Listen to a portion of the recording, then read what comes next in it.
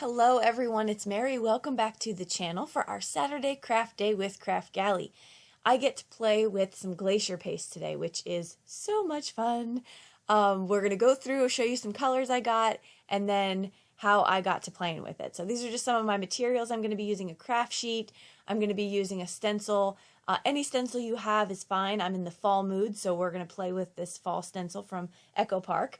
And I am going to cover my watercolor cardstock with some distressed oxide in the tumbled glass. I wanted this to, since my stencil is falling leaves, I wanted the background to be sort of a sky color. And so I'm putting down my color first. I am using my craft mat like I mentioned because with the glacier paste it's very easy to clean up, also with the oxides. Now I do have a tonic glass mat which is good for all things, but with filming I get a little bit of reflection, so I'm going to keep it out for now. Okay, so I get that, do a little water droplet technique, and then we are going to start playing. But I bought some Pixie spray, so I'm very excited about this. This is all the craze. And so I sprayed it right in front of my face. Not recommended. I would recommend well-ventilated area. Okay, so now I am going to be using these glacier paste. They are so much fun. Nuvo gets an A+ in my book for the little tops that they make. They look like little diamonds and they just make your display so much fun. But what is with the actual product? Is it good? I have found that if I'm comparing this to other embossing paste that I have, the difference for me would be that this is smoother and thinner than others, which makes it really good to mix, which is how I'm going to do my project here. I don't think there's some earth-shattering difference between, a bunch of other embossing paste. So if you have a full-up stash, then, you don't necessarily need these. But I think it's fun that you have different colors. If you don't have any embossing paste and you're wanting to try it out, this is a good brand to try and to play with. So it's definitely recommended to have, but I wouldn't say that it is so different from others. I do love the selection of the colors. Today I'm only using fall colors in my project, but I am going to be doing a lot of winter cards with the silver and the gray and the blue. So that'll be a lot of fun. And I have something in the works for a Halloween card coming up probably next week. Okay, so I'm putting down a little dabble of the glacier paste on the side of my mat, and then I'm just going to start making a mess. Basically trying to keep a little bit of differentiation between the colors, but then ultimately I'm going to try to blend them all together. Not a full blend. Like I said, I want to make sure that you can see some of those leaves, that they have some gold, some have green, some have both. So this is what we're going to get in the end. And I loved it.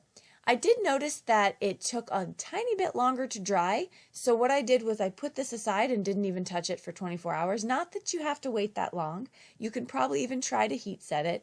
But I think after about 30 minutes, it was still a little wet, which is longer than other pastes that I've used. But I do love the look. And I also love how it's kind of lower. It's not as popped up off. So it depends on what you're looking for.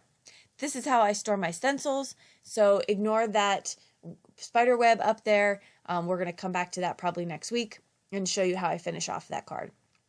And things might change from now until then, so don't hold me to it.